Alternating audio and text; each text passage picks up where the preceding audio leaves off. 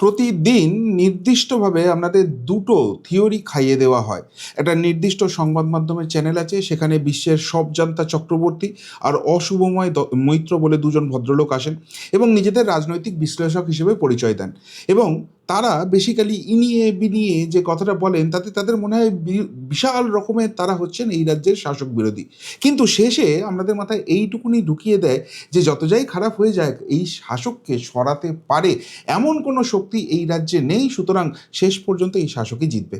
একদম উল্টো ন্যারেটিভ ওই 14 তলার অনুপ্রেরণাতে তারা খাইয়ে যান। এবং সেখানে যে দুটো তথ্য আপনাদের খাওয়ান, সেটার নাম্বার ওয়ান তথ্য হচ্ছে যে বাংলায় প্রায় 85টা আসন রয়েছে যেখানে সংখ্যালঘুরাই সংখ্যাগুরু।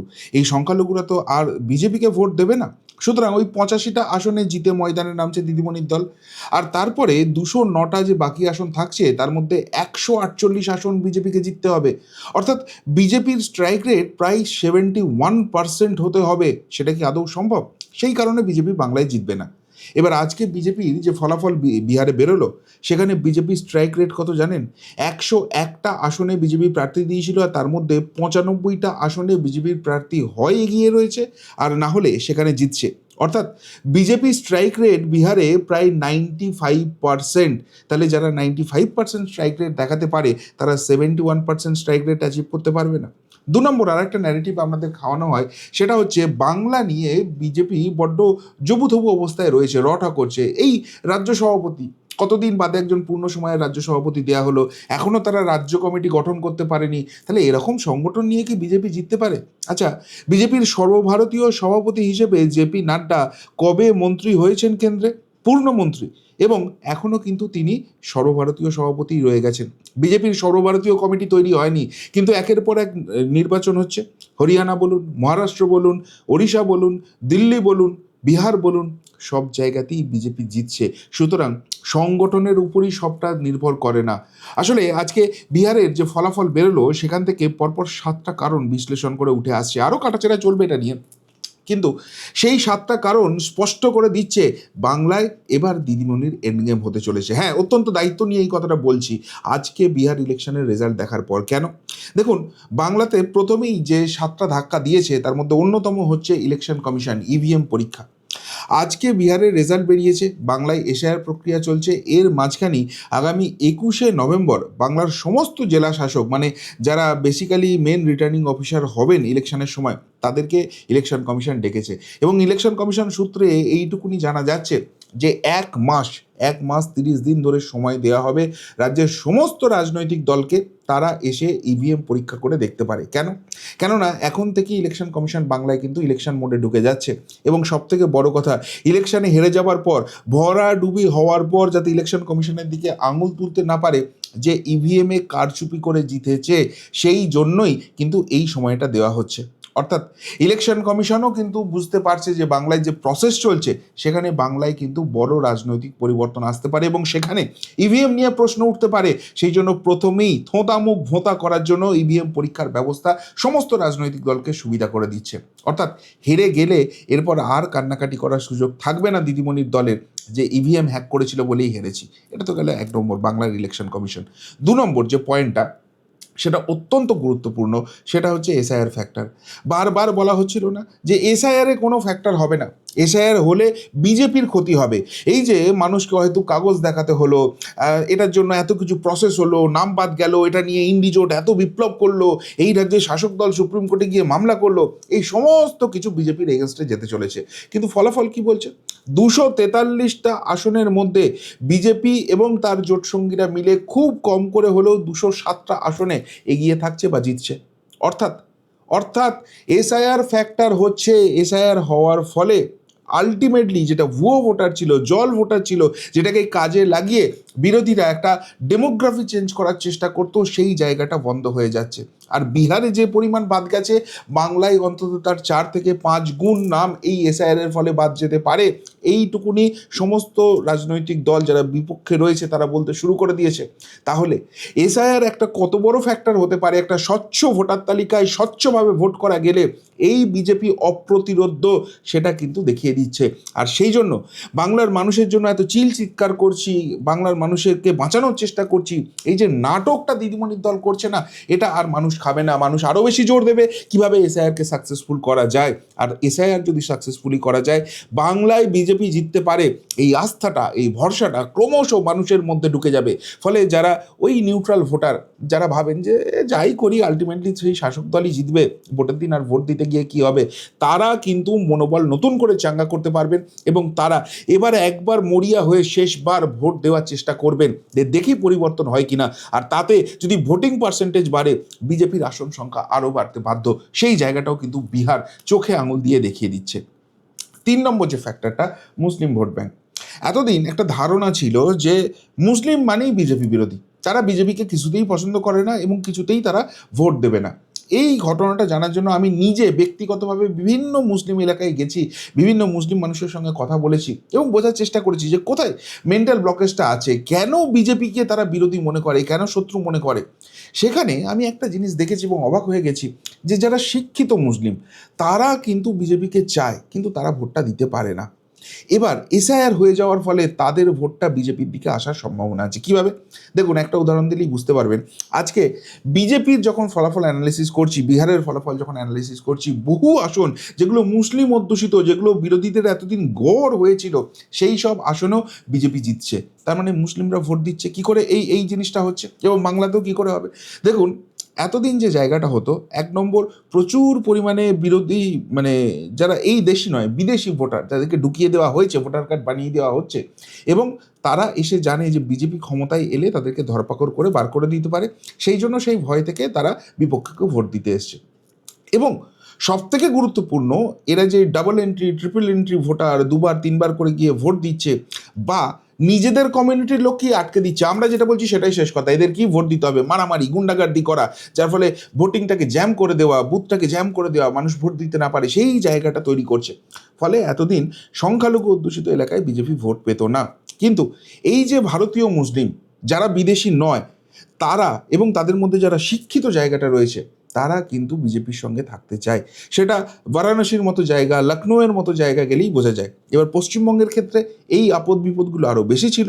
ফলে এই শিক্ষিত মুসলিম, শুভেন্দু অধিকারীর মুখেই শুনেছি যে তাকেও বহুজন কন্ট্যাক্ট করে বলেছেন যে আমরা ভোট দিতে চাই, কিন্তু গিয়ে দেখি আমাদের ভোটটা হয়ে ছাপ্পা হয়ে গেছে, কিংবা এমনভাবেই বুথটাকে করে রেখেছে, সেখানে সিসিটিভি বন্ধ করে, সেখানে বুথটাকে জ্যাম করে, যে আমরা যদি বিজেপিকে ভোট দিই আমরা মার্ক হয়ে যাবো এবং তারপর আর এখানে থাকতে পারবো না, সেই জন্য আমরা বাধ্য হয়ে বিপক্ষে ভোট দিই। কিন্তু সেই ভোটিং প্রসেসটা যদি স্বচ্ছ হয়ে যায়, তাহলে মুসলিমরাও, ভারতীয় শিক্ষিত মুসলিমরাও বিজেপিকে ভোট দেবেন, তারাও ডাবল ইঞ্জিন সরকারের সঙ্গে থাকবেন। বিহার কিন্তু চোখে আঙুল দিয়ে দেখিয়ে দিয়েছে।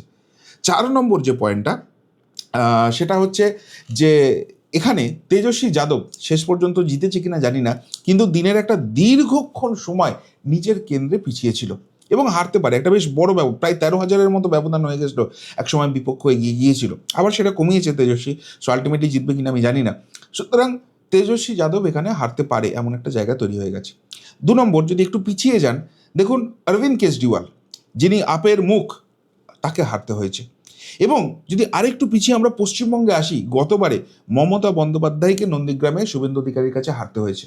আরেকটু যদি পিছিয়ে যায় বাংলায়, 2011-তে যখন পরিবর্তন হয়েছে, তখন বুদ্ধদেব ভট্টাচার্যকেও মুখ্যমন্ত্রী থাকা অবস্থায় হারতে হয়েছে। অর্থাৎ বাংলায় মমতা বন্দ্যোপাধ্যায় হারতে পারে, এটা কোনো অলীক কল্পনা নয়। শুভেন্দু অধিকারী যে কথাটা বলছেন যে নন্দীগ্রামে হারিয়েছি, এবার ভবানীপুরেও হারাবো, আজকের পর সেই জায়গাটা, সেই জোশটা কিন্তু আরও বেশি করে বিজেপি কর্মী সমর্থকদের মধ্যে ঢুকে যাবে। এবং সত্যিই তারা যদি অল আউট ঝাঁপান একটা কেন্দ্রে জেতার জন্য মরিয়া চেষ্টা করেন, এতটাও সহজ হবে না মমতা বন্দ্যোপাধ্যায়ের জয়। ফলে মমতা বন্দ্যোপাধ্যায় হারতে পারেন, এই হাওয়াটা উঠে যাবে। আর মমতা বন্দ্যোপাধ্যায় যিনি বলেন যে 294টা কেন্দ্রেই আমি মুখ, সেই মমতা বন্দ্যোপাধ্যায় নিজের কেন্দ্রে হেরে যাবেন। এই হাওয়াটা যদি সত্যি সত্যি উঠে যায়, মানুষ যদি এটাকে অ্যাকসেপ্ট করতে শুরু করে, বাকি তৃণমূলের অবস্থাটা কি হবে, সেই জায়গাটাও কিন্তু ভাবতে হবে, এবং সেটা ডেফিনেটলি তৃণমূল কংগ্রেসকে ব্যাকফুটে ফেলে দেবে। 5 নম্বর যে পয়েন্টটা, সেটা হচ্ছে যে মমতা বন্দ্যোপাধ্যায় বারবারই একটা পয়েন্ট তুলে দিচ্ছিলেন যে এই নরেন্দ্র মোদী সরকার 6 মাসের বেশি আর টিকবে না। সেটা অবশ্য যেদিন থেকে রেজাল্ট বেরিয়েছিল 2024-এ, সেদিন থেকেই তিনি ওই গাওনাটা গাইছিলেন, এবং মানুষ কোথাও গিয়ে একটা বিশ্বাস করতে শুরু করেছিল যে নরেন্দ্র মোদীর কেন্দ্রের সরকার, এটা তো টিকে আছে শুধুমাত্র নীতিশ কুমার আর এই চন্দ্রবাবু নাইডুর উপরে। তার উপরে নীতিশ কুমার হচ্ছে আবার পল্টুরাম, যে কোনো সময় পাল্টিবাজি খেয়ে যেতে পারেন, কবে আবার নরেন্দ্র মোদী ছেড়ে চলে যাবে। সেই ক্ষেত্রে তার বাঁচোয়া যদি কেউ করতে পারে সেটা হচ্ছে এই রাজ্যের শাসক দল। সেই জন্য একটা গোপন আন্ডারস্ট্যান্ডিং, যেটাকে আপনারা বলেন সেটিং, সেইটা করে চলতে হচ্ছে। আর সত্যিই যদি বিহারে ফলাফল খারাপ হয়, নীতিশ কুমার বেরিয়ে যায়, তাহলে তো আরও মুশকিলে পড়বে, তাহলে আর কোনো রকম কোনো কিছু করার জায়গা নেই। কিন্তু বিহারের ইকুয়েশন দেখিয়ে দিচ্ছে যে নীতিশ কুমার যদি বেরিয়েও যান, বিজেপির সাপোর্ট ছাড়া তিনি কিন্তু বিহারের মুখ্যমন্ত্রী হতে পারবেন না। যে পরিমাণ আসন ওই তেজস্বী যাদবরা পেয়েছে, কংগ্রেস পেয়েছে, বামেরা পেয়েছে, তারা সবাই মিলে সাপোর্ট করলেও নীতিশ কুমারের সরকার হচ্ছে না। ফলে নীতিশ কুমার চান চাই না চান, তিনি এনডিএ ছেড়ে বেরোচ্ছেন না। তিনি এনডিএতে থাকছেন, মানে মোদির গভর্নমেন্ট, যেটা মমতা বন্দ্যোপাধ্যায় দাবি করেন যে 6 মাসের মধ্যে পড়ে যাবে, সেরকম কোনো ঘটনা ঘটছে না। আর যেহেতু তার গভর্নমেন্ট সেফ হয়ে গেছে, তাহলে তার লজিক অনুযায়ী আর এই তৃণমূলকে তেল দিয়ে চলার, তাদের সঙ্গে আন্ডারস্ট্যান্ডিং করার, অ্যাডজাস্ট করার এই জায়গাটা কিন্তু কোনো রকমই দরকার হবে না। অর্থাৎ বাংলা এবং বাঙালি যেটা দেখতে চাইছে যে সেটিং নেই আমরা মানবো তখনই যখন তুমি অল আউট অ্যাটাকে যাবে, যখন তুমি ওই সব থেকে বড় ডাকাতটাকে গ্রেপ্তার করাবে, তবে মানবো যে সেটিং নেই, তবে তোমাকে দুহাত ভরে ভোট দেবো। নরেন্দ্র মোদীর জন্য কিন্তু সেই রাস্তাটা খুলে গেছে। হ্যাঁ, এরপরেও যদি অ্যারেস্টটা না হয়, তাহলে সেটিং আছে, মানুষ বুঝে যাবে এবং সত্যিই বিজেপিকে ভোট দেবে না। কিন্তু নরেন্দ্র মোদীর কাছে এই রাস্তাটা কিন্তু ওপেন হয়ে গেল, রিস্ক নেওয়ার জায়গা চলে এলো। নাও করো, মানুষ এটা চাইছে, মানুষের দাবি এটা, এবং এটা তো অন্যায় দাবি কিছু নয়। সেখানে যে চুরি ডাকাতি হয়েছে আদালতের আলোচনায় বারবার উঠে এসছে, তথ্য প্রমাণ সমস্ত কিছু আছে। আর সেইটা যদি সত্যিই হয়, সেটিং থিওরিটা যদি ভেঙে খান খান হয়ে যায়, তাহলে বালির বাঁধ দিয়ে আটকানোর মতো আর কোনো কিছু আছে? ওই বি টিম সি টিম যাকেই নামা, নো ভোট টু বিজেপি করুক, মানুষ শুনবে না। মানুষ দুহাত ভরে নরেন্দ্র মোদীর দলকেই ভোট দেবে। আর সেটা যদি হয়, মাস ভোটিং যদি শুরু হয়ে যায়, মানুষের এই যারা কনফিউশন স্টেটে আছে বেরিয়ে এসে সেখান থেকে বিজেপির দিকে ভোট দেন, দিদিমণি ফিরে আসার কোনো সম্ভাবনা আছে, সেই জায়গাটাও কিন্তু উজ্জ্বল হয়ে গেছে। 6 নম্বর পয়েন্ট, দেখুন, যে কোনো রাজ্যে 2024-এর পর থেকে ভোট হয়েছে, সেখানে কিন্তু বিজেপি ভোট পেয়েছে এবং ল্যান্ডস্লাইড ভিক্টরি পেয়েছে। অর্থাৎ একটা রাজ্যের, এই বিজেপির ক্ষেত্রে, বিহারের ক্ষেত্রেই ধরুন, 243টার মধ্যে 207টা আসনে লিড করছে। ভাবা যায় 36টা মাত্র বিরোধী এবং অন্যান্যরা মিলে পেয়েছে। এবং এটা যে শুধু বিহারের ট্রেন্ড তা নয়, দিল্লি যে দখল করলো প্রায় 3 দশক বাদে, সেখানে কি বিপুল পরিমাণ মানুষ ভোট দিয়েছে। মহারাষ্ট্র, বিরোধীরা ধুয়ে মুছে সাফ হয়ে গেছে। হরিয়ানা, হারা গেম জিতে বেরিয়ে এসছে বিজেপি। তার কারণ একটাই, প্রত্যেকটা রাজ্যের মানুষ বুঝতে পারছে যে আমাদের রাজ্যের উন্নয়ন করতে গেলে ডাবল ইঞ্জিন সরকার চাই। সেই কারণে ভারতবর্ষের 22টা রাজ্যে আজকে বিজেপি বা এনডিএ ক্ষমতায় চলে এসছে। অর্থাৎ যে রাজ্যেই ভোট হচ্ছে, ভোটের প্যাটার্নটা এক। এতদিন তো অনেককে দেখেছি, এবার একবার বিজেপিকে ট্রাই করে দেখি না, যদি না পারে 5 বছর বাদে বদলে দেবো। দেখুন, এই ধারণা থেকেই কিন্তু ওড়িশা, দিল্লি, যেখানে বহুদিন বাদে জিতেছে, বা ওড়িশাতে তো কোনো দিন যেতেই নি, সেই সব জায়গা থেকে বিজেপি সরকার করতে পারছে। তাহলে এই যে ধারণাটা, এটা হঠাৎ করে একটা পকেটে তৈরি হবে, হঠাৎ করে কিছু ভারতীয়ের মধ্যে তৈরি হবে, এমন তো হতে পারে না। প্রত্যেকটা রাজ্য এটা দেখছে, এবং পশ্চিমবঙ্গ এর থেকে আলাদা কিছু নয়। এবং পশ্চিমবঙ্গ দেখছে যে পশ্চিমবঙ্গের একমাত্র উন্নয়ন হয়েছে যখন কেন্দ্রে কংগ্রেসের সরকার, জওহরলাল রয়েছে, আর এই রাজ্যেও কংগ্রেসের সরকার, বিধান রায় রয়েছে, তখনই একমাত্র পশ্চিমবঙ্গের কিছুটা হলেও উন্নতি হয়েছে। তারপর বামেরা এসছে, নিজেদের স্বার্থে কেন্দ্রের সঙ্গে ঝগড়া করেছে, আবার ওখানে গিয়ে দোস্তি করে নিয়েছে। তারপর তৃণমূল এসছে, নিজেদের স্বার্থে, রাজনৈতিক স্বার্থে বিজেপির সঙ্গে ঝগড়া করেছে, তারপর যা করার করে নিয়েছে। কিন্তু আলটিমেটলি ক্ষতিগ্রস্ত হচ্ছে বাংলার মানুষ। এখানে একবার অন্তত ডবল ইঞ্জিন সরকার দরকার আছে, তার ফলে বিধান রায়ের পরে উন্নয়নটা হতে পারে। আর নাহলে সারা ভারতবর্ষের সমস্ত রাজ্য এগিয়ে যাচ্ছে, পশ্চিমবঙ্গ পিছিয়ে যাচ্ছে। এই ধারণাটা কিন্তু বিহারের পর আরও জোরালো হবে। হ্যাঁ, এখানে বিজেপির একটা বড় কাজ থাকবে, বিজেপির কর্মকর্তাদের মানুষের কাছে যেতে হবে, বাড়ি বাড়ি গিয়ে এই জিনিসটা বোঝাতে হবে। কিন্তু বোঝালে তার একটা ফুল ফোটার চান্স আছে। এর অপোজিট অ্যান্টিডোট কিন্তু তৃণমূলের হাতে কিছু নেই। এবং সব থেকে যেটা গুরুত্বপূর্ণ ফ্যাক্টর, সেটা হচ্ছে পিকে ফ্যাক্টর। গত বছর 2021-এর নির্বাচন যখন হয়েছিল, এই পিকেই এসেছিল, কোটি কোটি টাকা দিয়ে নাকি পিকেকে নিয়ে আসা হয়েছিল পরামর্শদাতা হিসেবে, এবং পিকে এসে অনেক খেলা টেলা করে নাকি জিতিয়ে দিয়েছে। এবারও যখন এসআইআর শুরু হয়েছে, অনেক কিছু ঝামেলা ঝঞ্ঝট হয়েছে, পিকে বলছে আমি কলকাতা থেকে ঘুরে এসেছি, মানে আবারও বিপদে পড়ছি, পিকে এসে তুমি করো। কিন্তু সেই পিকে নিজে যখন খেলার ময়দানে খেলতে নামলো, কি হলো? এত বড় একটা গোল্লা, বিগ জিরো পেয়ে বাড়ি গেল। অর্থাৎ পিকে কোনো ফ্যাক্টর নয়। পিকে এখানে কিভাবে জিতিয়েছিল আজকে স্পষ্ট হয়ে গেছে। এসআইআর হয়ে সেটা স্পষ্ট হয়ে গেছে। ভুয়ো ভোটার, ফেক ভোটার, জালি ভোটার, মৃত ভোটার, সব কিছু ভোটার তালিকায় রেখে দাও, তাদের দিয়ে 2-3 বার করে ভোট দেওয়া করাও, আর এই ছাপ্পা ভোটেই বাজিমাত করো। এর বাইরে পিকের কোনো আলাদা ফর্মুলা ছিল না। ওই দিদিকে বলো, মুখ্যমন্ত্রীকে বলো, এই করো সেই করো, সব ঢপের চপ। আলটিমেটলি একটাই খেলা ছিল পিকের। যখনই সেই খেলাটা ধরা পড়ে গেছে এবং সেই খেলাটাকে এলিমিনেট করে দিয়েছে ইলেকশন কমিশন। পিকের হাওয়া ফুস হয়ে গেছে। যে নিজে জিরো হয়ে যায় সে অন্যকে কি পরামর্শ দেবে? এটা একটা জায়গা। ২ নম্বর, এই পিকে এসে তৃণমূল নেতাদের উপর অনেক ছড়ি ঘোরাতো, এই বাড়ি যাও, লোকের বাড়িতে গিয়ে থাকো, এই করো ওই করো।